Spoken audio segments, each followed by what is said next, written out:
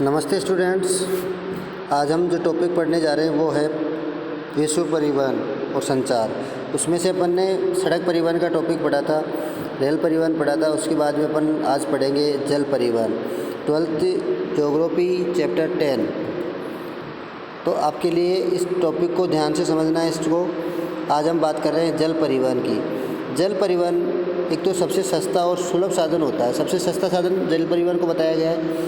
ये जल मार्ग नदियों, नहरों, समुद्रों से होकर जाते हैं। इसके मार्ग निर्माण में कुछ भी व्यय नहीं करना पड़ता। सीधी सी बात है कि इसका जो रास्ता होता है, इसका जो मार्ग होता है, उसको बनाने के लिए हमें कुछ भी खर्च करने की आवश्यकता नहीं होती। केवल बंदरगाहों का निर्माण, जहाँ पर जहाज़ निर्माण और जल मार्ग को गहरा और सुरक्षा के लिए व्यय करना पड़ता है। इन चीज़ों पर अपने को पैसे खर्च करने पड़ते हैं, लेकिन मार्ग बनाने के लिए हमें पैसे खर्च नहीं करने पड़ती। भारी सामानों के परिवहन के लिए इसका उपयोग किया जाता है। अधिकतर भारी सामान जो होते हैं उनका एक स्थान से दूसरे स्थान पर आदान प्रदान के लिए इसका प्रयोग ज़्यादा करते हैं। नदियों, झीलों में उनकी गहराई के अनुसार नौका बोलते हैं नाव, और छोटे बड़े जहाज़ भी इसके अंतर्गत चलाए जाते हैं।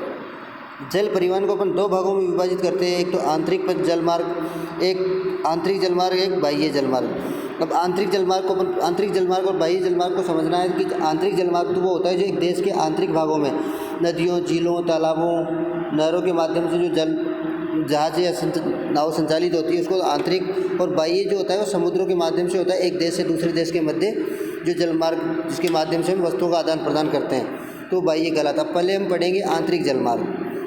विश्व के प्रमुख आंतरिक जलमार्गों में अपन बात कर रहे हैं। ये महाद्वीप के स्थलीय भागों में स्थित झीलों और नदियों से होकर जाता है, जहाँ पर्याप्त जल उपलब्ध हो। नदियों और झीलों में निक्षेप से जल परिवहन बाधित होता है। निक्षेप का अर्थ होता है जमाव, मिट्टी का जमाव, जो कटाव होकर के जब पानी के साथ मिट्टी बहकर जाती है तो कहीं ना कहीं उसका जमाव होता है, तो उसको अपन निक्षेप बोलते हैं। तो जल जहाँ पर्याप्त जल उपलब्ध हो वहीं पर ये परिवहन संभव है। नदियों, झीलों में निक्षेप से जल परिवहन बाधित होता है। कई नदियों और झीलों में मौसमी परिवहन किया जाता है। मौसमी परिवहन से हमारा अभिप्राय होता है कि बारिश के समय ही कुछ नदियाँ और झीलें ऐसी होती हैं जिनमें बारिश के समय ही पानी की उपलब्धता होती है, तो वहाँ पर मौसमी परिवहन किया जाता है। 4 महीने वर्षा ऋतु के समय में जब पानी होगा तब परिवहन होगा, और अन्य टाइम पर वहाँ पर परिवहन नहीं होता है। तथा विश्व की कई नदियों और झीलों में मौसमी परिवहन किया जाता है, तथा विश्व में पर्याप्त जल प्रवाह वाली बड़ी बड़ी नदियों में परिवहन किया जाता है। जल प्रवाह यानी जिसमें लगातार जल बहता रहता है, ऐसी नदियों में भी परिवहन के लिए, जैसे कि अपन बात करें गंगा नदी है, ये भी परिवहन के लिए काम में ली जाती है।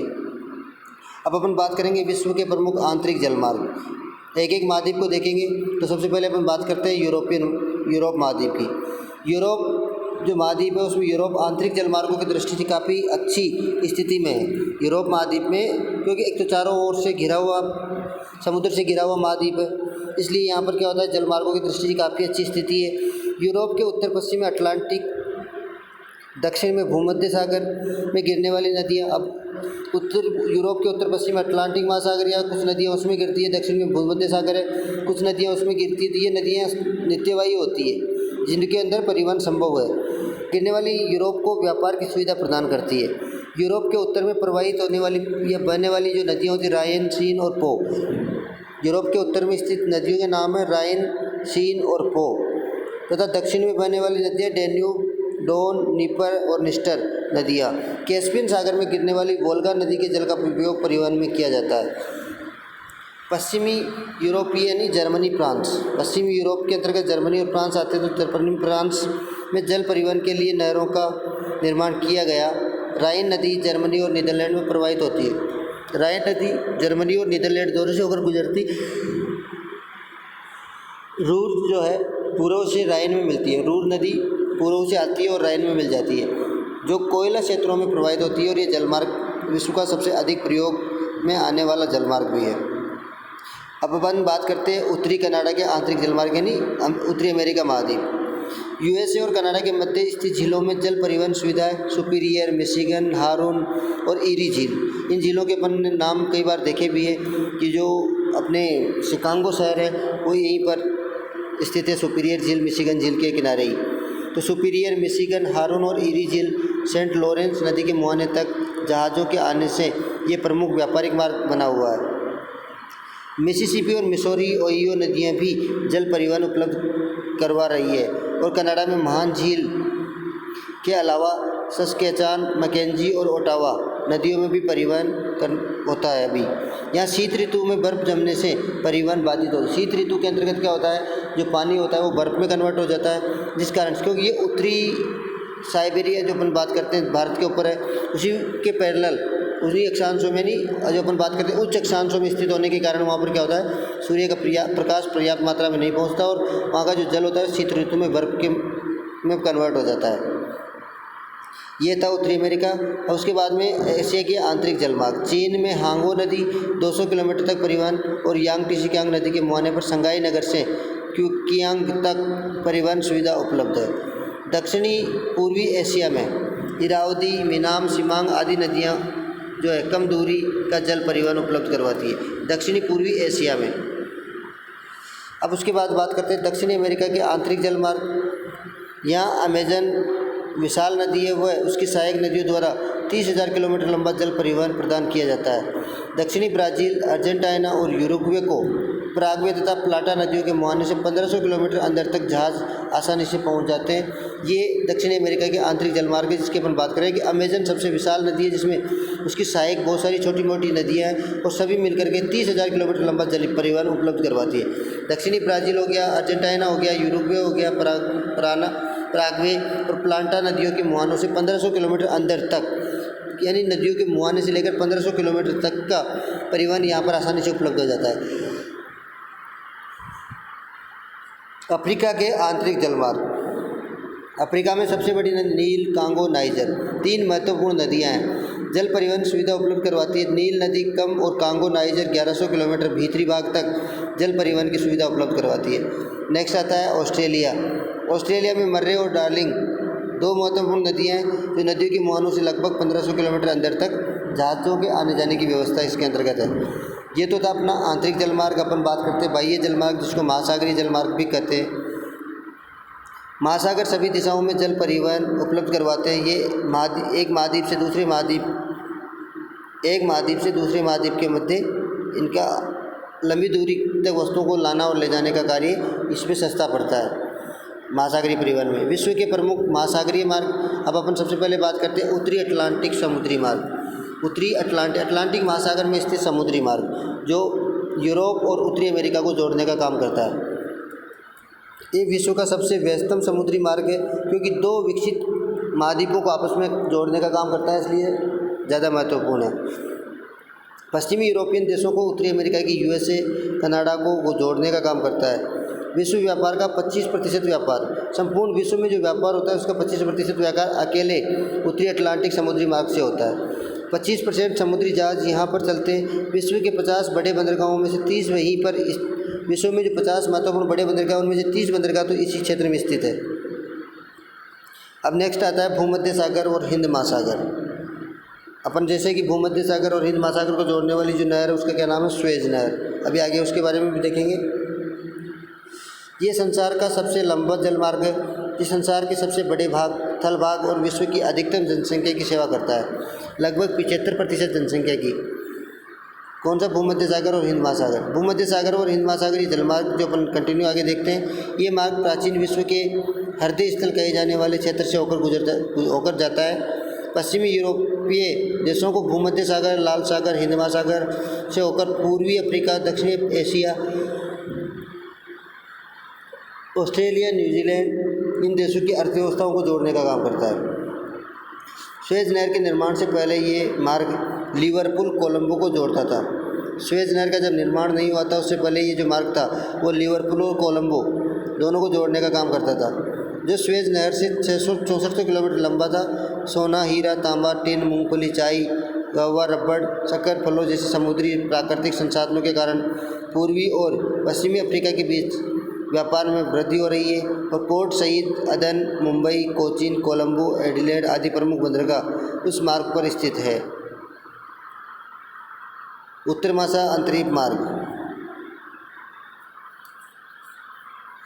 अटलांटिक के पार महत्वपूर्ण जलमार्ग है। ये पश्चिमी यूरोप, अब इसकी बात करें, उत्तर महासा अंतरिम मार्ग होता है अटलांटिक के पार महत्वपूर्ण जलमार्ग। ये पश्चिमी यूरोप और पश्चिमी अफ्रीका व दक्षिणी अमेरिका के ब्राज़ील, अर्जेंटीना और उरुग्वे में जाकर मिलता है। ये उत्तरी अटलांटिक मार्ग की तुलना में दक्षिणी अमेरिका अफ्रीका के कम विकसित और कम जनसंख्या के कारण बहुत कम व्यापार था। पश्चिम यूरोप के जहाज़ केप वर्डे द्वीपों से वृत्त द्वारा अफ्रीका के केप ऑफ गुड होप द्वारा केपटाउन बंदरगाह तक पहुंचते थे, जहां यहाँ से इंडोनेशिया या केपटाउन से ऑस्ट्रेलिया और न्यूजीलैंड का मार्ग कुछ उत्तर में है। मार्ग में जहाज़ों के ईंधन के बंदरगाह केपटाउन, पोर्ट एलिजाबेथ। अब जहाज़ों के बीच बीच में रुकने की कौन कौन सी स्थान थी? दक्षिण अफ्रीका में Cape Town, port Elizabeth, Adelaide, Melbourne, Sydney. Adelaide, Melbourne, Sydney, ये तीनों जो प्रमुख समुद्री मार्ग या बंदरगाह है वो तो है ऑस्ट्रेलिया में।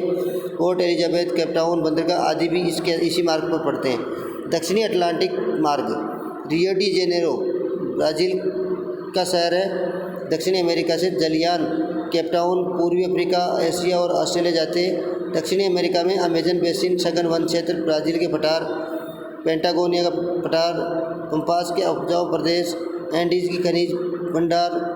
दक्षिणी अमेरिका के पूर्वी तट पर Rio de Janeiro, Santos, Montevideo, Buenos Aires, Bahia Blanca आदि प्रमुख बंदरगाह जहाँ से गेहूँ, मक्का, ऊन, चमड़ा, मांस, कौवा, कपास, तंबाकू, चीनी, मशीनें, लोहा, इस्पात आदि का निर्यात भी इसके माध्यम से किया जाता है। ये तो था दक्षिण अटलांटिक। उसके बाद में बात करते हैं खाड़ी कैरेबियन सागरीय मार्ग। खाड़ी कैरेबियन सागरीय मार्ग में कुछ क्षेत्र जो होते हैं, खाड़ी देश जो है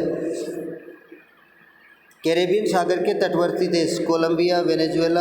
अब कैरेबियन सागर जहाँ है उसके आसपास के जो क्षेत्र है जिसमें आता है कोलंबिया, वेनेजुएला, ट्रिनिडाड, गायना, सूरीनाम, पश्चिमी द्वीप समूह, मेक्सिको की खाड़ी, मेक्सिको और यूएसए के मध्य इस मार्ग से वस्तुओं का आदान प्रदान होता है और यहाँ मेक्सिको की खाड़ी और कैरेबियन सागर को जोड़ने का कार्य भी करता है। अब अपन नेक्स्ट बात करते हैं प्रशांत महासागर का जो मार्ग है। यहाँ व्यापारिक परिवहन कम है क्योंकि संसार के मुख्य औद्योगिक क्षेत्र अटलांटिक तटों पर स्थित है। प्रशांत के कोई महत्वपूर्ण द्वीप नहीं है। पश्चिमी भाग में जापान के अलावा कोई औद्योगिक विकसित देश नहीं है। पूर्वी भाग में यूएसए, कनाडा के अलावा कोई विकसित देश नहीं है। पूर्वी भाग की अगर बात करें तो यूएसए और कनाडा दो ऐसे महत्वपूर्ण विकसित प्रदेश है, उसके अलावा कोई विकसित प्रदेश नहीं है। ये मार्ग उत्तरी प्रशांत महासागर के मध्य स्थित हवाई द्वीप के होनोलुलु हवाई द्वीप बंदरगाह से होकर गुजरता है। पश्चिमी और उत्तर पश्चिमी अमेरिका के जलियान, पनामा से सीधे ही होनोलुलु पहुँचते हैं और यहाँ से ये दो मार्गों में बढ़ जाते हैं। उत्तरी मार्ग उत्तरी और दक्षिणी मार्ग में बढ़ते हैं, लेकिन उत्तरी मार्ग कहाँ जाता है? जापान, चीन, फिलीपींस, इंडोनेशिया तथा दूसरा दक्षिणी मार्ग जो है ऑस्ट्रेलिया, न्यूजीलैंड तक जाता है। उत्तरी अमेरिका के बंदरगाह Los Angeles, San Francisco, Seattle, Portland, Vancouver, Prince Rupert आदि महत्वपूर्ण है। इस मानचित्र में आप ये जितने भी नाम आए अपने बंदरगाहों के, विश्व के प्रमुख बंदरगाह, उनके नाम आप देख सकते हैं। उत्तरी अमेरिका में Prince Rupert, Vancouver, Portland, Seattle, San Francisco, Los Angeles, Mexico खाड़ी, होनोलुलु द्वीप, पनामा, सैंटियागो, उरुग्वे, ब्यूनस और अर्जेंटीना, ये दक्षिणी अमेरिका के। ये इधर कुछ जो क्षेत्र दिए हुए यूरोप, स्वेज नहर के पास वाला क्षेत्र, फिर कुछ आगे भारत, चीन, पोर्ट एलिजाबेथ, दक्षिणी अफ्रीका केपटाउन के पास वाला जो है, ऑस्ट्रेलिया में एडिलेड, न्यूजीलैंड प्रमुख बंदरगाह है, Sydney, Melbourne, Philippines, Indonesia, Japan, ये महत्वपूर्ण बंदरगाह है विश्व के। अब अपन बात करते हैं स्वेज नहर। स्वेज नहर मिस्र के भूमध्य सागर और लाल सागर को मिलाने के लिए बनाई गई है। ये कृत्रिम जलमार्ग है। ये 1859 में अलेक्जेंड्रिया में स्थित है। फ्रांसीसी दूतावास के इंजीनियर फर्डिनैंड डी लेरेब्स के निर्देशन में इसका कार्य प्रारंभ हुआ था और इसका उद्घाटन 1869 में। इसकी लंबाई 162 किलोमीटर है और औसत चौड़ाई 60 मीटर, गहराई 10 मीटर है। इसे मिस्र सरकार ने क्या कर दिया? मिस्र सरकार ने राष्ट्रीयकरण कर दिया। राष्ट्रीयकरण से हमारा अभिप्राय देश की सरकार को समर्पित कर दिया। यूएनओ ने सहमति प्रदान की तथा यहाँ से प्रतिदिन लगभग 100 जलयान गुजरते हैं। ये यूरोप को हिंद महासागर से जोड़ने वाला मार्ग है। ये लिवरपूल कोलंबो के बीच की दूरी को उत्तर महासागर अंतरिम मार्ग की तुलना में 1600 किलोमीटर कम कर देता है। पहले जो अफ्रीका महाद्वीप के चक्कर लगा कर के जहाज जाते थे, अब वो जहाज सीधे यहाँ से गुजरने लग गए। उनका 1600 किलोमीटर का जो चक्कर था वो कम हो गया। इसके सहारे एक रेल मार्ग स्वेज तक जाता है जो आगे दो शाखाओं में, एक शाखा काहिरा इस्माइलिया इस्लामिया और काहिरा जाती है। इसके निर्माण से पूर्व देश पश्चिमी यूरोपीय देशों के व्यापार में परिवहन लागत कम हुई और वस्तुएं सस्ती होने लगी। इस नहर से अटलांटिक भूमध्य स्वेज से होता हुआ हिंद महासागर तक जाने का कार्य करता है। उत्तरी अमेरिका यूरोप से सऊदी अरब, ईरान, इराक, पाक, Bharat, Sri Lanka, Myanmar, Thailand, Singapore, Indonesia, चीन, जापान आदि को जोड़ने का कार्य भी करता है ये। अब अपन नेक्स्ट बात करते हैं, ये दो महत्वपूर्ण स्वेज नहर और पनामा नहर। स्वेज नहर कौन से भूमध्य सागर, लाल सागर को जोड़ती है और उसके बाद में फिर हिंद महासागर। इसके बाद में आती है पनामा नहर जो अटलांटिक महासागर और शांत महासागर को जोड़ती है। पूर्वी अटलांटिक को पश्चिमी प्रशांत महासागर से जोड़ती है। ये उत्तरी अमेरिका और दक्षिण अमेरिका के मध्य निर्मित है। इसका उद्घाटन 15 अगस्त 1914 को हुआ। इसका विचार 16वीं शताब्दी से शुरू होकर 20वीं शताब्दी में पूरा हुआ।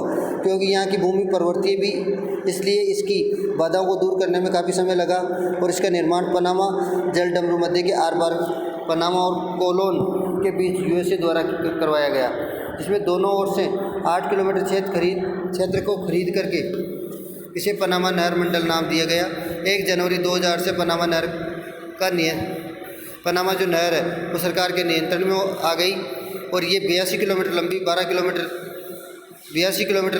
किलोमीटर चौड़ी और पहाड़ियों को काटकर 12 मीटर गहराई और 90 मीटर की चौड़ाई में इसे बनाया गया है। इसमें कुल 3 लोक प्रणाली स्थापित है। लोक प्रणाली से हमारा अभिप्राय है, बीच में 3 ऐसे क्षेत्र है जहाँ पर पहाड़ी क्षेत्र होने के कारण वहाँ पर पानी को स्टोर किया जाता है और स्टोर के बाद में इसको जहाज़ों को इसके अंतर्गत पहुँचाया जाता है। गातुल लॉक्स अटलांटिक सिरे पर अटलांटिक महासागर की तरफ, पेड्रो की मेकेट लॉस मिराप्लास लॉक्स यहाँ से जाने पर न्यूयॉर्क सैन फ्रांसिस्को मध्य हॉर्न अंतरिक्ष की तुलना में 1300 किलोमीटर की दूरी कम हुई है। यहाँ से New Orleans, San Francisco, New York, Sydney, Chile आदि के मध्य दूरी कम हुई है और इसका आर्थिक महत्व भी बढ़ा है। ये विश्व के कुछ महत्वपूर्ण क्षेत्र है जिनका मानचित्र, जिसको आपको ध्यान से कॉपी में भरना है। इसको आराम से देख के आप जूम करके इसको देख सकते हो। देखने के बाद में आप इसको अच्छे से मानचित्र, दूसरे खाली मानचित्र में 1, 2, 4 बार मैपों को भर के देखना है। इसमें आपके ऑलमोस्ट अधिकतर सारे महत्वपूर्ण देशों के नाम हैं। इसमें बंदरगाह भी आ गए